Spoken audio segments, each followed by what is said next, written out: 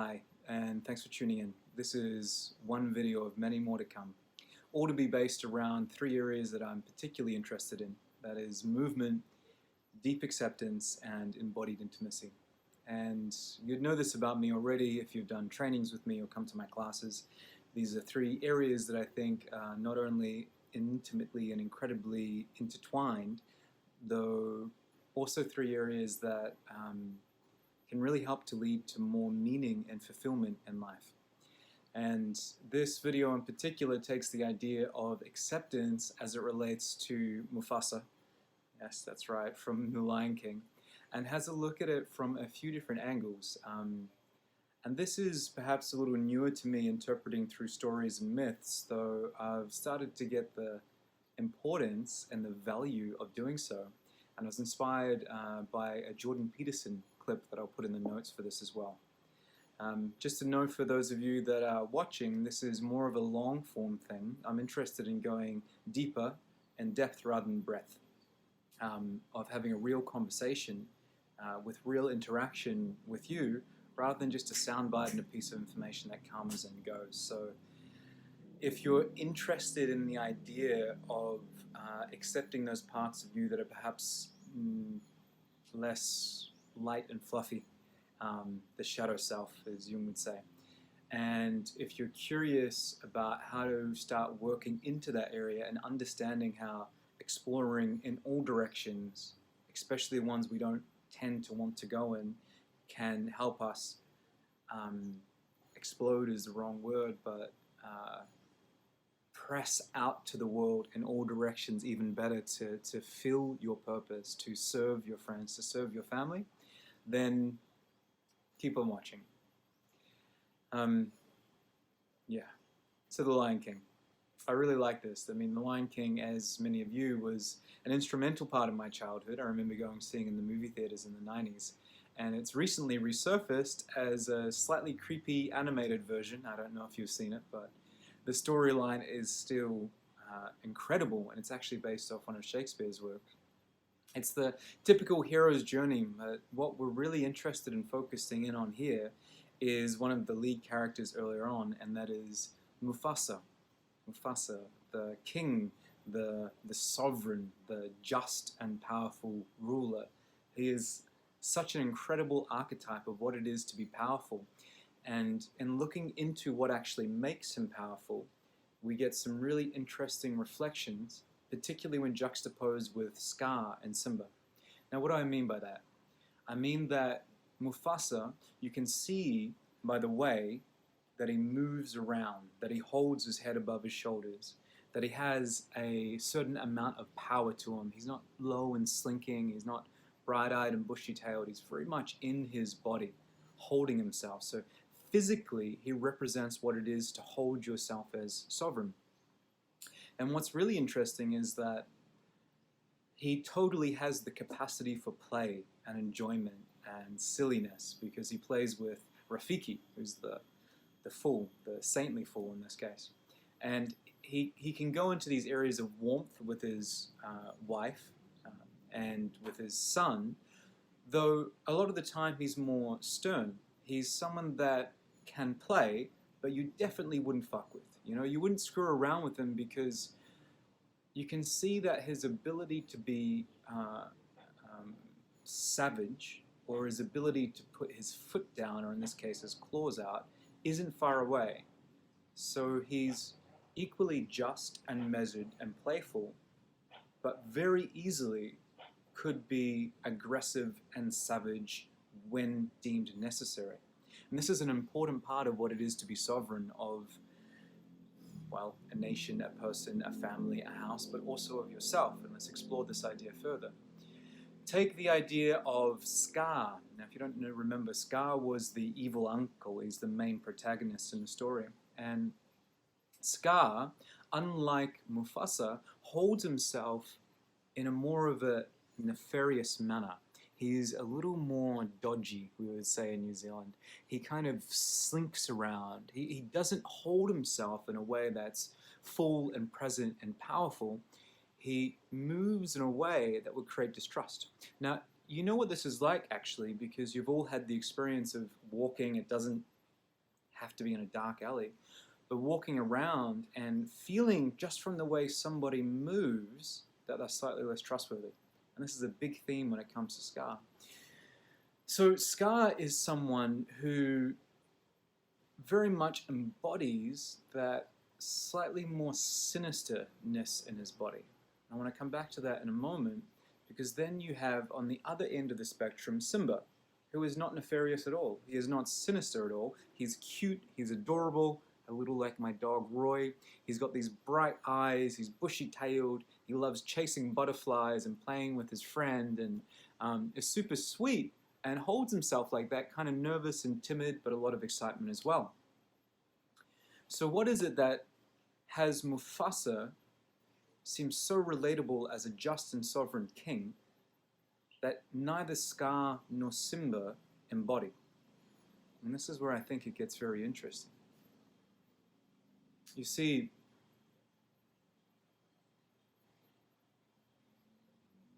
what makes Mufasa such a relatable king, or so sovereign unto himself, I think, is that he has embraced his shadow side. This is what I was referring to before.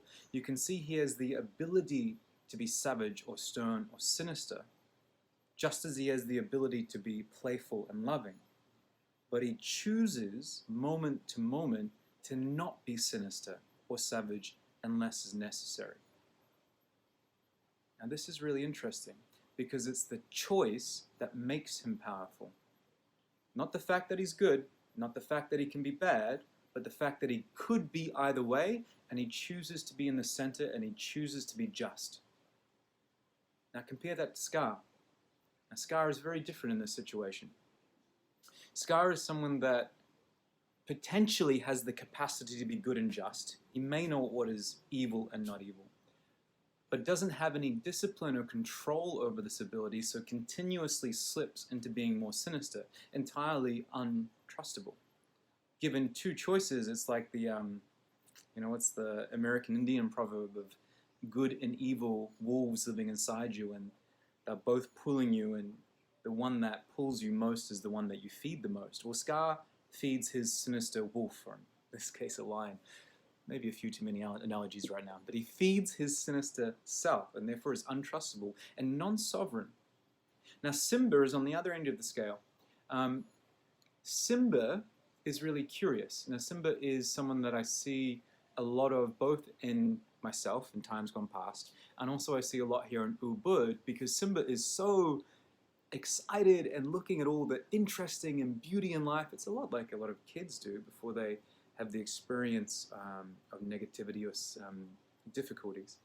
And Simba is beautiful in the way that he is, but he would also be untrustworthy as someone to rely on, particularly when a difficult decision needs to be made. Now, this is the case earlier on when his father dies and he runs away at the bequest of Scar, rather than standing sovereign into himself and owning the situation as it happened. Now, when you think about this and relate it to your own life, and I hope it's making sense so far, the ability to slip into that savageness or that righteousness or doing the difficult thing when it's hard but right is such a key aspect of being sovereign. Now I think about in my own life, probably the most shameful experiences that I can remember as a man are moments when I knew what the right thing was, but I didn't do it. Maybe that was to not rock the boat. Maybe I didn't believe in myself. Maybe I was too afraid. But those were the moments that I look back on with the most regret. And that is precisely what makes the viewpoint that is really outward looking and beauty and excitement oriented beautiful but untrustworthy. And I can imagine this goes for both genders though. Women, you may know men like this in your life. Ones that are, the common thing is these are the men that tend to be friend zoned, right? So they're friendly and they're loving and they do anything to you, but they do a little bit too much for you and may not place their foot down when it's necessary. when they have all the beauty with zero danger. It's a real killer for intimacy. And we probably also know somebody that's a little bit like Scar. Now, that knows he has some touch of evil or a way to be sinister in his life, but they continue to choose not to do the right thing. They get pulled into this idea of being sinister and being evil. And then you have, of course, Mufasa, who's someone that has this full capacity going all the way from Simba to Scar, and every day in that choice chooses to be good, whether it's easy or the difficult road. So I hope you're following along so far. And the question is, if you are following on so far, well, how does this relate to me? And what can we do about it? Well, I think one of the most important things, and it's not quite analogous, but Brené Brown has this beautiful quote, and the quote is, you can't selectively numb emotion. So if you numb the bad things in your life, or your capacity to feel grief, then you also put a cap on your ability to feel beauty or love. If you numb anger, then you also numb your ability to be calm, etc., etc. So it's not quite analogous, but I think it's the same. You know, we contain multitudes. There's the absolute truth that you have the ability to be good and bad, good and evil. There's a truth that you can be angry and you can be calm. It is part of what it is to have the human experience. We contain multitudes, is what Whitman would say. And I think it's the same thing. If you're constantly like Simba, pushing away the parts of yourself that are darker, more evil, more angry, and you don't want to have that in your life, it's an active pushing away, then you limit your ability to be good and solid, the opposite attributes. Your capacity to at least acknowledge, not necessarily go into, but acknowledge the different parts of your darkest shadow side is directly related to your capacity to live more fully into all parts of yourself. Now, some of you, I don't have to even explain this to, because many of you that are watching this have gone through some difficult shit, right? Again, Simba had to go through the death of Mufasa and the dying of his hometown or his home place before he could come back into the new sovereign version of himself. So many of you already know others' capacity to do evil or bad. Many of you will also know your own capacity. The first step is to realize that this is not something to be judgmental of. It exists. But you can choose which direction you take moment by moment. Now, there will also be those of you that may have been living beautifully charmed lives, in which case a certain amount of trauma and evil may not have entered your sphere, let's say relatively speaking. And I think this is valuable for you and for everyone else, is to spend some time getting in touch with it, meditating with it. This can be done through a teacher, it can be done through practice, but a very simple one I can give you now. It reminds me a little of the Dalai Lama's daily death meditation. He has a death meditation that's something like, I know I will die, I don't know when, and what is unfinished. With the idea being the more you can acknowledge the fact that you will die, the more you can live more fully into the moment. So I think a beautiful meditation and an area of life in the West that we are ignoring more than a lot of animistic or indigenous populations is the respect and homage to your ancestral line. So the people that came before you. The line of men and women that go back all the way into the history of the powerful, the good, the brave, the courageous, the just, and the loving men and women that come all the way before you, and of the line of evil, discarding, weak, shameful, difficult men and women that go all the way back throughout history to make you you. Because one thing is an inevitable truth within your ancestral past, and I don't know how far back, you will have people and family members or your great, great, great, great, whatever, that have been murdered and have been murderers. You will have tormented and tormentors. You will have slaves and slave owners. And you'll have raped and rapists. And it's immensely valuable, I find, to contemplate this, to meditate on it, to realize what your capacity is. Not so you can live darkly, but so you can live fully. I think it was Jung that said, the answers you seek are in the places you least want to look. So that's one aspect, and I'd like to finish with one other aspect you can try out. And this is related more to the body aspect. Now, I touched on this in the very beginning. The idea that Mufasa has a very sovereign way of standing and moving through the world. Simba has this bright-eyed, bushy-tailed, excitable way of moving through the world. And Scar has this more sinister slink to the way that he moves.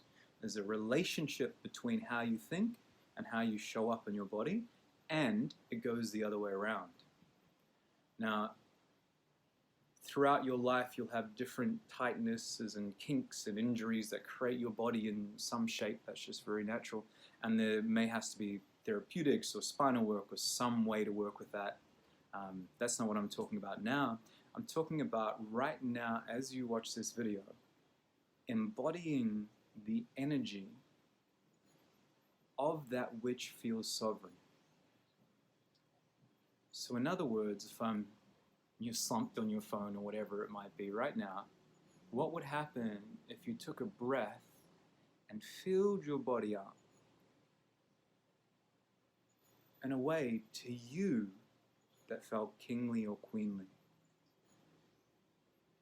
So instead of being subject to the whim of the situation and your surroundings, they become subject to you. What does that feel like? It's a good reminder, right?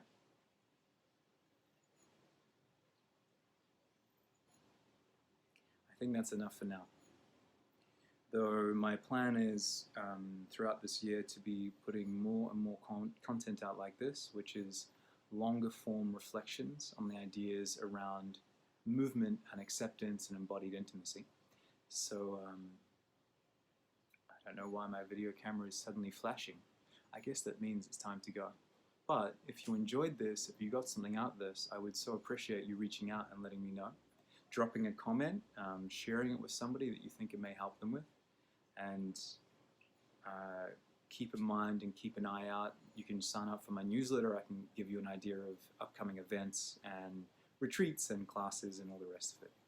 In the meantime, wherever you are, I hope you are being sovereign. Remember that breath, remember that poise, and I'll see you next time.